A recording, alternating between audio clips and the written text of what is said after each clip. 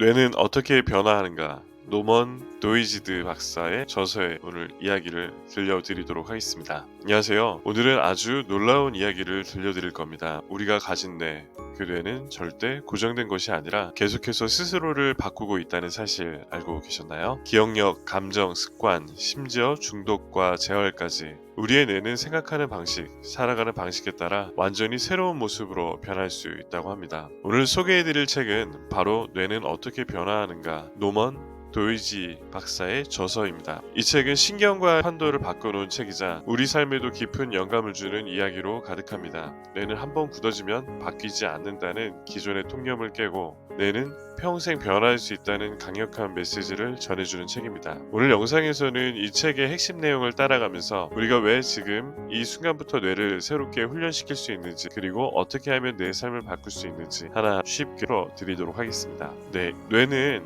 어떻게 변화하는가 단순한 과학서가 아닙니다. 실제 사람들의 이야기와 과학적 실험, 그리고 삶을 송두리째 바꿔놓은 뇌의 놀라운 변화들을 다룬 휴먼 다큐멘터리와 같은 책입니다. 우리는 오랫동안 이런 믿음을 가지고 살아왔습니다. 한번 손상된 뇌는 회복되지 않는다. 지능은 타고나는 것이고 어릴 때 형성된 뇌 구조는 평생 그대로 간다는 생각. 하지만 이 책의 저자 노먼 도이드지는 말합니다. 그건 과거의 이야기다. 지금은 아니다. 우리 뇌는 스스로를 바꾸고 새로운 연결을 만들며 손상된 부분을 대체할 수 있는 능력이 있다고 말하고 있습니다. 뇌의 변화 가능성, 신경 가소성이라는 개념을 처음 소개합니다. 신경 가소성이란 간단히 말해 우리의 뇌가 경험에 따라 구조와 기능을 바꿀 수 있는 능력을 뜻합니다. 그리고 이를 가장 잘 보여주는 사람 중 하나가 바로 폴 바크리타 박사입니다. 그는 시력을 잃은 사람들에게 혀를 통해 시각 정보를 전달하는 장치를 개발했습니다. 혀는 감각을 받아들이고 그 정보는 뇌에서 다시 시각적 이미지로 바뀌는 겁니다. 이건 단순한 보조기구가 아니라 뇌가 완전히 새로운 방식으로 세상을 인식하게 되는 혁명적인 일이었습니다. 눈이 아니라 혀로 보고 그 감각을 뇌가 다시 해석해서 시각처럼 느끼게 만드는 것. 이건 곧 뇌가 전혀 다른 방식으로 작동할 수 있다는 걸 보여주는 강력한 증거였습니다. 또 하나의 사례는 반시물수 환자가 매일 단순한 반복 훈련을 통해 다시 팔을 움직이고 물건을 집을 수 있게 된 이야기입니다. 예전에는 이런 재활은 불가능하다고 여겨졌지만 이제는 뇌가 손상된 부분을 다른 회로로 우회하면서 기능을 회복하는 것이 해졌다는 거죠. 그리고 중요한 사실 하나,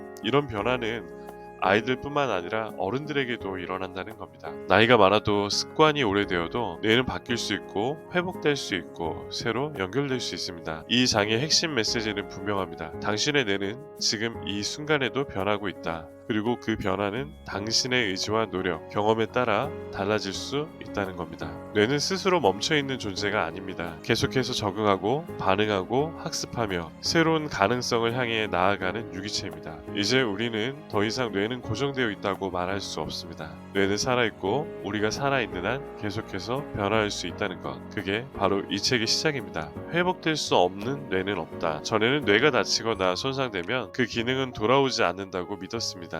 의사들도 과학자들도 환자들도 그렇게 믿었죠. 하지만 이제는 아닙니다. 도이즈지는 말합니다.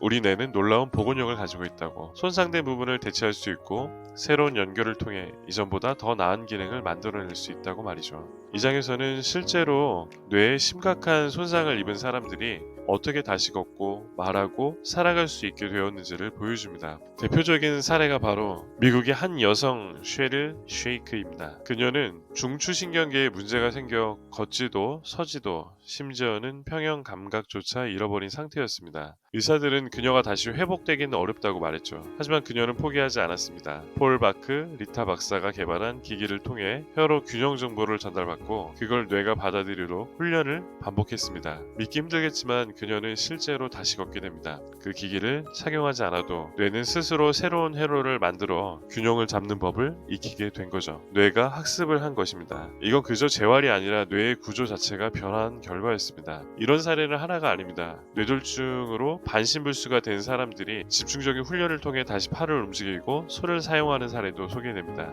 예전에는 이런 기능 회복이 불가능하다고 여겨졌습니다. 하지만 지금은 가소성이라는 말이 익숙해질 정도로 뇌의 회복력 과학적으로도 증명되고 있습니다. 이 장에서 중요한 건 기적이 일어난 게 아닙니다. 정확한 원리를 기반으로 한 반복 훈련과 지속적인 자극이 뇌에 새로운 길을 만들었기 때문입니다. 예를 들어 손가락 하나를 계속 사용하게 되면 그 손가락을 담당하던 뇌 영역이 점점 넓어집니다.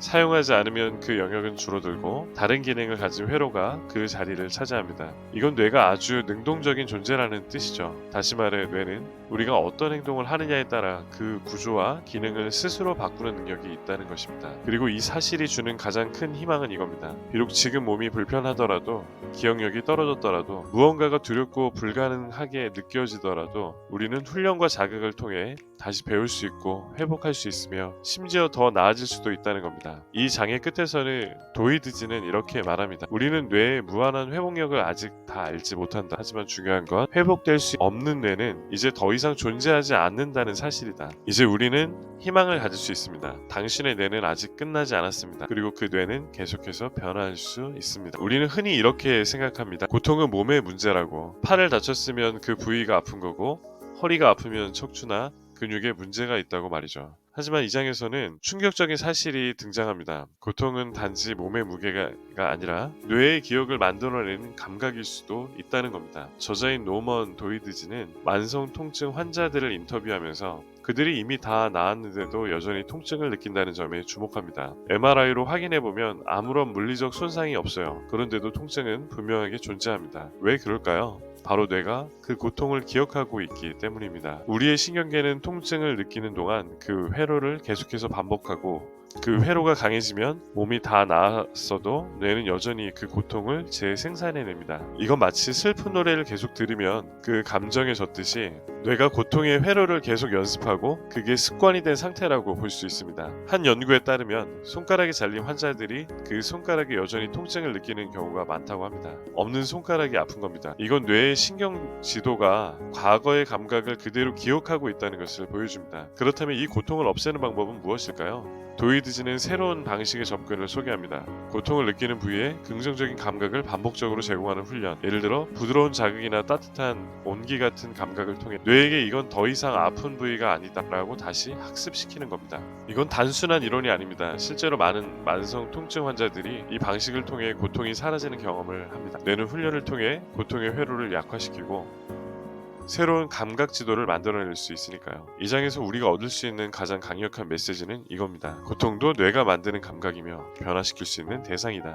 그렇다고 고통이 가짜라는 뜻은 아닙니다. 고통은 진짜입니다. 하지만 그 고통의 근원이 뇌라면 우리는 뇌를 훈련시켜 그것을 조절할 수 있다는 말이기도 합니다. 삶이 고통스럽게 느껴질 때, 몸이 계속 아플 때 혹시 그건 당신의 뇌가 만들어낸 기억이 아닐까요? 그리고 만약 그렇다면 당신은 그 기억을 바꿀 수 있습니다. 지금부터라도 말이죠. 신경 가소성의 어두운 면. 지금까지는 뇌의 가소성, 즉 뇌가 스스로를 변화시킬 수 있는 능력이 얼마나 놀랍고 희망적인지를 이야기했습니다. 그런데 도이드지는 여기서 중요한 질문 하나를 던집니다. 그 뇌의 능력이 좋은 방향으로만 작용할 거라고 우리는 너무 쉽게 믿고 있지 않느냐는 것입니다. 사실 뇌는 좋은 것도 나쁜 것도 습관이 되는 대로 그대로 받아들입니다. 신경 가소성은 긍정적인 학습뿐 아니라 부정적인 학습도 그대로 만들어냅니다. 이걸 도이드지는 사용하지 않으면 잃는다는 말로 표현합니다. 예를 들어 보면 우리가 반복적으로 부정적인 생각만 하면 그 부정적인 회로가 더 강해지고 결국 뇌는 그런 생각만 하도록 훈련돼 버립니다. 걱정, 불안, 후회, 분노 이런 감정들을 자주 반복하면 뇌는 그것을 기본값으로 인식합니다. 실제로 우울증 환자들의 뇌를 보면 긍정적인 자극보다 부정적인 자극에 더 민감하게 반응합니다. 그건 단순한 감정 문제가 아니라 뇌의 회로가 그렇게 구성되어 버렸기 때문입니다. 또 하나, 중독, 게임, 도박, 스마트폰 이런 것들을 반복적으로 소비하면 쾌락을 담당하는 뇌 회로가 그것만 원하도록 재구성됩니다. 도파민 보상 회로가 쉬운 자극에만 반응하게 되면 현실의 인간관계나 집중력 있는 작업 외에는 더 이상 흥미를 느끼지 못하게 됩니다. 이건 뇌의 타고난 결함이 아닙니다. 그저 뇌가 반복된 자극에 충실했기 때문입니다. 즉 신경 가소성은 좋은 것을 반복하면 좋은 뇌를 만들지만 나쁜 것을 반복하면 나쁜 뇌를 만든다는 것. 여기서 중요한 교훈이 있습니다. 뇌는 도구일 뿐입니다. 우리가 어떻게 사용하느냐에 따라 그 결과는 완전히 달라지죠. 그래서 우리는 뇌를 훈련할 때 단순히 새로운 정보를 집어넣는 게 아니라 무엇을 버릴지도 고민해야 한다는 겁니다. 습관적으로 반응하는 분노, 끊을 수 없는 유튜브 룩, 끝도 없이 비교하는 SNS 탐색, 이런 회로들을 자꾸 반복하면 뇌는 그걸 살아가는 방식으로 기억해버립니다. 그렇기 때문에 지금 이 순간 우리는 뇌를 바꿀 기회를 갖고 있는 겁니다. 지금부터라도 의식적으로 집중하는 습관을 들이고 감사하는 마음을 반복하고 타인을 이해하려는 연습을 시작한다면 뇌는 천천히 그러나 확실하게 바뀌기 시작합니다. 도이드지는 이렇게 말합니다. 뇌는 우리가 가장 자주 생각하는 대로 변화한다. 우리가 매일 반복하는 생각이 곧 우리의 뇌를 만들고 그 뇌가 우리의 삶을 이끕니다. 그러니 이 질문을 해봐야 합니다. 나는 지금 내 뇌에게 무엇을 가르치고 있는가? 기억의 회복, 언어를 되찾은 남자. 혹시 이런 상상을 해본 적이 있으신가요? 갑자기 말을 할 수 없게 된다면 생각은 분명히 머릿속에 떠오르는데 그걸 입 밖으로 낼 수 없는 상태, 단어 하나조차 떠오르지 않는 침묵의 세계에 갇힌 느낌. 이 장에서는 바로 그런 상황을 겪은 한 남자의 이야기로 시작합니다. 남자의 이름은 마이클. 그는 한때 변호사였고 말로 사람을 설득하는 일을 했던 사람입니다. 그런데 어느 날 갑자기 뇌졸중으로 쓰러지고 그 이후로 단 한마디의 말도 할 수 없게 됩니다. 의사들은 말합니다. 언어 중추가 망가졌으니 이제는 다시 말할 수 없을 거라고. 하지만 여기서 놀라운 일이 일어납니다. 도이드지는 마이클의 뇌를 다시 훈련시킬 방법을 찾기 시작합니다. 그리고 기존의 언어 중추가 아닌 다른 부위가 언어 기능을 대신하도록 훈련하기 시작합니다. 여기서 중요한 건 반복입니다. 단어를 소리내지 못하더라도 입 모양을 반복하게 하고 그 단어를 눈으로 보고 이미지를 떠올리게 하면서 다양한 감각을 동시에 자극합니다. 이건 단순한 언어 치료가 아닙니다. 뇌의 재구성, 신경 가소성의 실제 적용이죠. 한동안 아무 반응이 없던 마이클. 하지만 어느 날 그가 처음으로 단어 하나를 또박또박 소리냅니다. 그건 마치 깜깜한 터널 끝에서 한 줄기 빛이 들어오는 순간 같았다고 합니다. 그리고 그 후로 마이클은 천천히, 아주 천천히 단어를 말하고 문장을 말하고 이야기를 나누는 사람으로 다시 돌아옵니다. 기적이라고요? 그럴 수도 있죠. 하지만 이건 단지 기적이라기보다 뇌가 스스로를 다시 짜맞추는 놀라운 능력을 보여주는 과학적인 사례입니다. 우리는 흔히 뇌를 고정된 회로로 생각합니다. 한번 망가지면 끝이라고요. 하지만 도이드지는 그 생각을 전면적으로 부정합니다.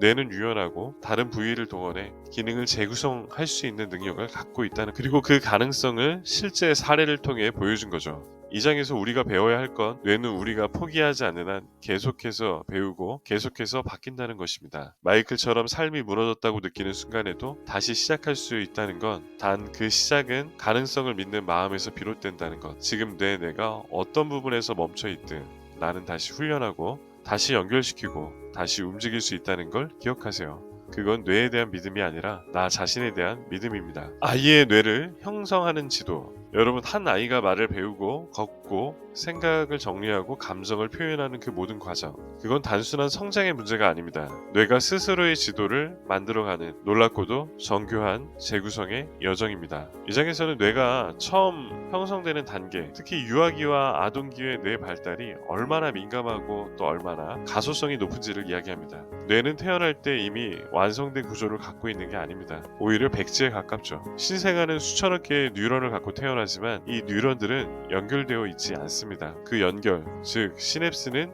경험을 통해 만들어집니다. 부모가 아이에게 말을 걸고 눈을 맞추고 표정을 지어주고 노래를 불러주는 그 모든 순간이 곧 뇌의 지도, 회로를 설계하는 일입니다. 이 시기의 자극은 단순한 놀아주기가 아니라 아이의 평생 사고방식과 정서 상태, 심지어는 스트레스에 반응하는 방식까지 결정짓습니다. 도이드지는 이 장에서 뇌의 시냅스 가지치기 현상에 대해서도 말합니다. 어린 시절에는 시냅스가 폭발적으로 생성됩니다. 하지만 시간이 지나면 사용하지 않는 시냅스는 사라집니다. 자주 쓰는 회로는 더 강화되고요.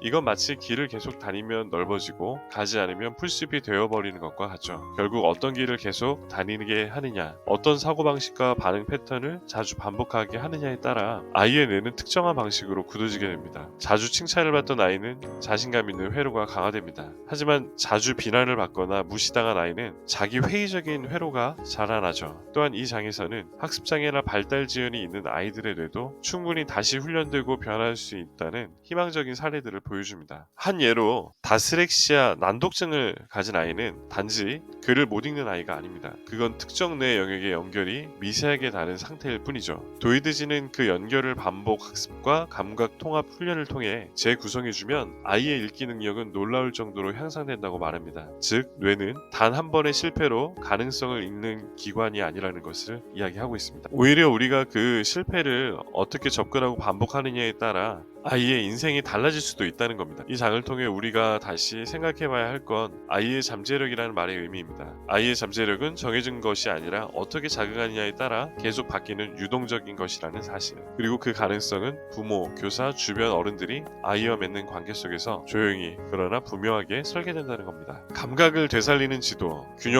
감각을 잃은 여자의 뇌. 여러분, 우리가 아무렇지도 않게 걷고 서 있는 이 순간 생각해 본 적 있으신가요? 내 몸이 어떻게 균형을 유지하고 있는지, 그 모든 것은 바로 균형 감각이라는 놀라운 시스템 덕분입니다. 그리고 이 균형 감각은 귀 안에 있는 전정기관과 뇌의 아주 복잡한 회로들이 완벽한 협업을 하면서 작동하는 거죠. 그런데 여기 갑자기 세상이 기울어지고 바닥이 흔들리는 것처럼 느껴지는 한 여성이 등장합니다. 그녀의 이름은 첼시. 어느 날 갑자기 그녀는 머리를 움직일 때마다 세상이 회전하는 듯한 어지러움과 구토, 극심한 혼란을 느끼게 됩니다. 병원에서는 말합니다. 전정기관, 즉 귀 속의 평형 감각을 담당하는 부분이 망가졌다고요. 이제 평생 제대로 걷지도 서지도 돌아보지도 못할 거라고요. 하지만 여기서 도이드지는 우리가 알고 있는 뇌의 한계를 한번 깨트립니다. 균형 감각이 사라졌다면 다른 감각으로 그 역할을 대신하면 된다는 겁니다. 도이드지는 첼시를 위해 밸런스 보드라는 장치를 개발합니다. 그 장치는 혀에 얇은 센서를 대고 몸의 기울기를 감지해 전기 자극으로 알려주는 방식입니다. 다시 말해 혀를 통해 몸의 균형을 느끼게 만드는 거죠. 말도 안 되는 발작처럼 들릴 수 있지만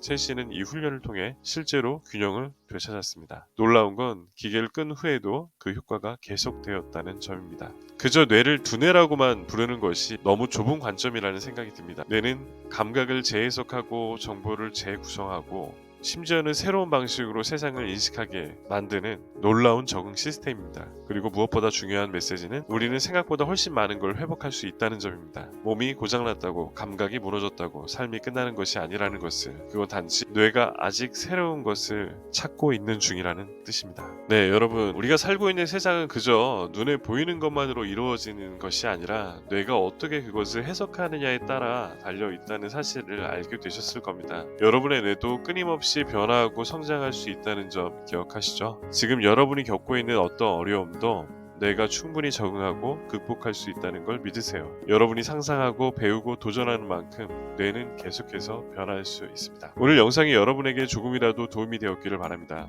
그럼 다음 영상에서 또 만나 뵙도록 하겠습니다. 항상 여러분의 삶에 긍정적인 변화가 가득하기를 기원합니다. 감사합니다.